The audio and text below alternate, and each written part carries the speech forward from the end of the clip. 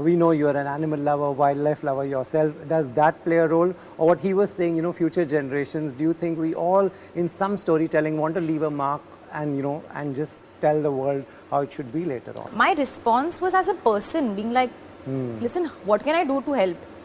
Like, let's do something. How do we do it? Give it a tag, executive producer and stuff like that, but it's actually just intent to put this story out there for as many people to see. Primarily for me, I began Poacher immediately after Delhi Crime. Okay. In fact, there's a scene in the first episode of Delhi Crime about elephant tusks, about ivory tusks. There's one scene in episode 1.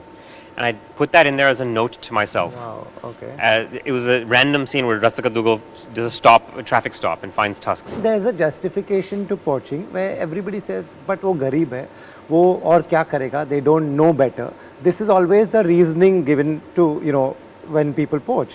What is your understanding? Is any reason enough to do something like that? I think Richie has done a beautiful job explaining even where a poacher is coming from, not justifying the act ever, because it's not justified, showing the reality of circumstances, because circumstances are special for everyone. Yeah, for me, it was purely like an excitement thing. This was the first time I was getting an opportunity to play somebody who's actually like out there doing the work, So I was curious and I went after it, and it was fruitful and it was memorable. Nice.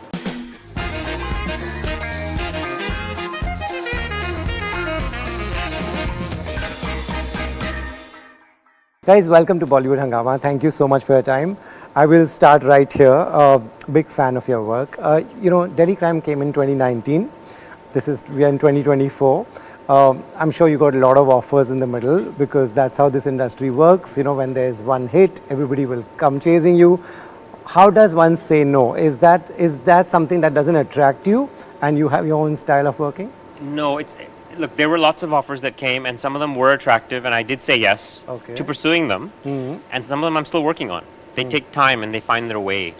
But primarily for me, I began Poacher immediately after Delhi Crime. In fact, there's a scene in the first episode of Delhi Crime about elephant tusks, about ivory tusks. There's one scene in episode 1. And I put that in there as a note to myself. Wow, okay. It was a random scene where Rasika Dugal does a traffic stop and finds tusks. Right. And I left that for myself to say, when you're finished this, go to the tusk case. Okay. And I found I had some credibility after, and some leverage after Delhi Crime. And I figured if I never have it again, I want to use it for something good. Nice. So I had to use it for this. Right. Any notes left in this? I should go back and see. There are some. There are a few, in fact. And in a few years, we can talk about those. Right. Yeah. To both of you, absolutely terrific acting. You all are in the skin of the character. You all are these officers for me even now when I'm sitting. One, I want to ask you is, because you believe in the story, because this is the right thing to do, you give in a lot more, do you think? Yeah, you actually, for me, it's like I always believe in that, the why you give half of your effort, like to things. You should give it to the fullest. Like, so that is there. Like you don't work half, or you don't work half-heartedly or something like that. Whatever you are doing in life or doing in acting, you just give it to the fullest. And but for my personal experience and personal belief for this series is that when I called for the audition, and then that time only I understood the gravitas of the whole series, and it is my predominant wish that I should work with Mr. Richie M one day, and after watching so many things, and then when the project, such kind of project comes to you, then like, yes, of course. And the character, when you see the character also, the kind of character is you are getting offered, it's a real life character. His name is, I think I can tell the name also, Amit Malik is there. He is there in Delhi right now. He's a real life character. So I couldn't meet him, but of course I want to meet him. But yes, of course, because there are a lot of other personal elements also of that character, that coming out. It's a different character altogether now because a lot of dramatization and a lot of fictionalization had happened based on a true story. But at the same time, it's a story of few crusaders actually, basically, and nobody can understand that what they are doing actually. Yeah. What they are doing because their families don't understand. Their family don't. Nobody can understand. It's like we are like all the characters. They are getting. They are struggling hard. Like no, but at the same time, like Neil is out of it. That he doesn't want to communicate. Also, he's out of it. Like he knows that they will never understand. His wife. His wife. Yeah. So what is the Right. Alan's on the way. And I tell him that जितनी जल्दी है कर ले, कि आगे जाके he will face the same problem. Right. So and it's a gloryless life actually. Nobody is going to give you Bharat Ratna or something like that for that, and Padma Shri also for that. Right. That's the sad part. What he's saying is so important. There's not much glory here. Yeah. Why do you think these people continue to do what they do? Because What they makes believe you in the understand? cause that strongly. They really do, and they might have individual subjective reasons where they draw some sort of satisfaction or pleasure or get a kick out of doing this, maybe. But the overall reason definitely is just that they passionately believe in what they're doing, Right. and they also have such a great understanding of the importance of this issue and the importance of the balance that we need to maintain for things to continue, or like for the world itself to be habitable for future generations. So there's that cause, I think, driving them, and that's stronger than anything materialistic, and like it sort of gets you to believe in humanity a lot more when you see people like that. True, so true. Right. Alia, when I heard your name is now attached to this project, firstly, what went to that decision? We know you're an animal lover, wildlife lover yourself. Does that play a role? Or what he was saying, future generations, do you think we all, in some storytelling, want to leave a mark and, and just tell the world how it should be later on? I don't think, like I mentioned this a little earlier before, when I met Richie, he took me through the world of Poacher. He was at the heart of creating it at that time. And when I saw what he had created, a bit of it, and then I saw the whole thing, my response was as a person being like, listen, what can I do to help? Like, let's do something. How do we do it? That it came from a very, and then this, like, you give it a tag, executive producer and stuff like that, but it's actually just intent to put this story out there for as many people to see. And I think that's the same intent for which QC came, and funded the project. The same intent with Prime, the same intent with Amazon Prime, the same intent with, the actors, of course, they are living the part, playing the part. But when they go back home and they talk about it, and even when they're sitting here talking about the characters that they played, they lived it. Right. But even if they were not living it, even if they were watching it, you'd still feel the same way, like you felt watching it, like I felt watching it. And it's just a really important story to tell for this generation, for future generations, for all the generations, because we're all connected, and there's a beautiful line in the show that very simply also explains how we're all connected, and we don't realize that we all really need each other. We think that we don't need anyone, but we all really need each other to survive. True. Yeah. True. You shot, you put out on your social media, you shot for half a day or one day. What was that like? You said it gave you chills. That gives an idea? Yeah, I mean, the intention was for us to put out a teaser where literally I'm actually playing the role of the audience pretty much, where I'm going through the beats. They don't even know that I'm there. Yeah, They're like going, a ghost. Yeah. Like I'm a ghost. That was the intention. And we would, because there's a voiceover, so we shot the voiceover. I mean, we recorded the voiceover on set, in a quiet atmosphere. And I think we did one take and we just changed a couple of lines, and then we did one more take, and that was it, because it was not. It's just the moment and the thought and what we were talking about that was lending to the chills and lending to you feeling a certain way. Yeah. Right.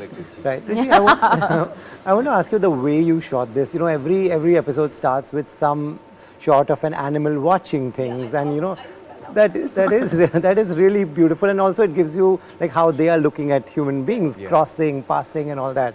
What was the thought? What was your thought of showing that? Look, it's interesting with the series format that you can fragment your stories, right? So I figured beginning and end of, you have to have a hook at the end of the series, and the true story it was inspired by had those hooks. So that wasn't so difficult to incorporate them. The beginning, the prologue, I figured you have that advantage of just setting the stage. And there's another story that needs to be told. There's, 95% of Poacher is the human story. It's a thriller, it's a manhunt, it's an exciting crime story. But there is that perspective of the animal kingdom which we've never really taken into account. And I figured if I'm going to start episode 1, scene 1, the way I've started it, which is in complete defiance of my last project, where we didn't see the crime, this one is like I need to set the stage. You need to understand what we're talking about on the first moment. Then I'm going to show the repercussions of that crime in the animal kingdom. So the start of every episode is what is happening to that body. How's the animal kingdom? Because the fact is, you stand still in the jungle, it'll consume you eventually. And then this other element that whatever we think about animals, the animal kingdom, they are absolutely petrified of us. Every single animal on earth is petrified of us, and they have every right to be, because they know we have the ability and sometimes the desire to stamp them out just because we can. So for me to show that animals are watching us, oftentimes running away from us. There's one shot in episode 6 where Aruku is standing there. His groceries are broken. He's feeling really down, and this jackal walks by and just sees him and just it's like not even bothered. He's like, oh, that's not a threat. That guy's not a threat. And he just kind of carries on. They can perceive where we are to them. And I think that's a very important perspective. And cinematically, we've not seen it. So that's the other thing, right? If I encounter a story, I'm also trying to push the envelope in the tools that we have at our disposal. And the tools right now, technologically, we've never been able to render animals in this manner. This takes a lot of, making this takes a lot of understanding of animals. Are you an animal person? Have you been? I'm becoming an animal person. After making this? I mean, the journey of researching it. When I met there was one range officer who took me into the forest in Kerala. He's the one who had 6 dogs at home. And then I show, you have 2 dogs that are the size of human beings, right? If I may say. And then he kept talking about the 7th dog he's going to get. So he was some rescue. I said, really? And I saw his 6th dog. I said, do you really need a 7th? He's like, yeah, I can just keep getting more. This relationship they have to the animal kingdom is completely different from urbanites. And I love the fact that they're not afraid of animals. True. So there are these kind of people. Anyone can take this question. Then there's a justification to poaching where everybody says, but wo garib hai, wo aur kya karega? They don't know better. This is always the reasoning given to when people poach. What is your understanding? Is any reason enough to do something like that? Yeah, I think discuss this in the show. Yeah, I think it's very well portrayed in the show. See, at the end of the day, we do share a planet. So the idea is to understand, and that's why there are laws in place to protect each other. But it's not like, and that's why again, I'm not giving too much away. I think Richie has done a beautiful job explaining even where a poacher is coming from, not justifying the act ever, because it's not justified. Showing the reality of circumstances, because circumstances are special for everyone. Their homes, just visually seeing what they live. And it's just their attitude and stuff. But again, it's a much larger conversation to have as to at the end of the day, the intention is to continuously safeguard the man-animal relationship. Tell me what is real. All of you can come in. What is not? Like I know this guy going to the authorities and saying, "I have done this," and they laughing it off. Is the real part? Yes, that is the real part. That is real. Look, we don't have time to go through everything that's real and not real. Whatever you can tell me. I understand your need to know what is real and what is not, because that was my response as well. I kept asking him, like, this happened? This correct. So if you can quickly tell me, like, what? I'll tell you what. The quick answer is, if something is strange, it's real. Wow. If it's strange, it's real. The opposite. It really is. My rule of thumb is, on true stories, I will never create dramatic high points that don't exist in the real story. I'll never push it further. Fair enough. Ever. My creations are generally character backstories. So, for example, the real person is not sick like Dibyendu's character, but many people are. Mala, Namisha plays Mala, who comes from a historical hunting family. The real person who she's inspired from does not have a poacher father. Okay. Right. But many people in Kerala who are in the forest department do, because they have historical hunting families. So I was able to take several Here there. and there, right. But you talk about, I mean, the church sequence, Yeah. where he had to leave and do that. Yeah. I cannot make these things up. I cannot make these things up. Right. Well done, but well done. You know, when you said you didn't get to meet the person, why is that? Would you like to meet the person you're playing, or is it better to sometimes not meet? No. Later on, I felt that it's better that I didn't meet him. Right. But I really like to meet him. So it's not like that I don't want to meet him. But I really like to meet him. I should meet him. Should meet, right. Right. My feeling is, sorry, but I always said with actors and real characters, I've always tried to put everything in the script, and then I try to cast the right person, and then it's up to them. I kind of made it up. I'm like, you want to meet them, meet them, great. Yeah. And I'm not gonna. You take what you want. Yeah. He gave us the option. Right. Because that's not your thing. Yeah. If I screwed up, Right. then you guys will find new things. But if it helps you. So basically, the script is actually so tight that you don't need to meet the person to fill in any blanks. Sure. Richie's done that work for you. For me, it was purely like an excitement thing. This was the first time I was getting an opportunity to play somebody who's actually like out there doing the work. You know. So I was curious and I went after it, and it was fruitful and it was memorable. Nice. Right. Alia, you know, your observation about Richie, why do you think he makes the way he does? It's amazing the way he does it. Yeah. Is it because he's not here and he has a bird's eye view of this country, what all is happening, or it's just a great talent, right? I think he's just a very empathetic human being. I don't think it matters where he lives. He could live on the moon. I think he would still tell the same kind of stories about. It's true. Genuinely, I feel like his lens into a scene or a moment or a show or anything is just comes from a very pure place. He takes it as his responsibility, like he said earlier, that if this is the last thing that I'm doing, it has to be something that is making a difference. His storytelling is very clearly here to make a difference. Right. Here to give you something to think about and give you something to feel, and because he feels it himself, and those are the best kind of creators. Right. You know, after Delhi Crime, you had an option of working with whoever you want, any OTT platform as well. How did you choose this one? Any reasoning behind Amazon that? Prime? They chased you, yeah. Yeah, I know. They chased you down. Well, Humble, see ya. yeah. Thank you. Piche bhag Yeah, ke very aaye. good. Yeah, and I can't run that fast. They call me.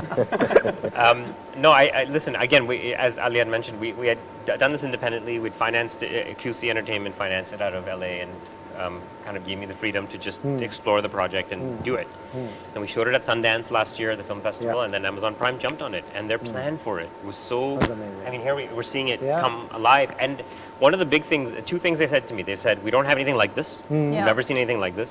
And secondly, we love the fact that there's Malayalam in it. Yeah. They embraced the diverse culture. Right. Yeah. And then the details of their plans. I could see they were approaching it with the same passion that we had. Right. That's why. Right. Yeah. And so this is dubbed and people can watch it in whichever language. Yeah. It's dubbed in multiple languages, subtitled in 35 languages, and But the show has multiple languages within it. Within it, Yeah, I watched that one. Yeah. And obviously, my desire is people watch the original version yeah. with the English subtitles if need be. But Right. Before I wrap, will we see your next work again in another 4-5 years, or do you think before that? I mean, it really depends. But in my opinion, if you're going to give us something like Poacher and then something again, take your time. Just give it to us. Thank you. 100%. Yes. On that note, let's end that. Thank you, and thank you for making this, guys. You all are absolutely exceptional. Alia, your name gets a lot of credibility as well. So hoping all your audience also comes and watches this. Thank you. 23rd Feb, guys. Yay. Do not forget. Thank you. Thank you.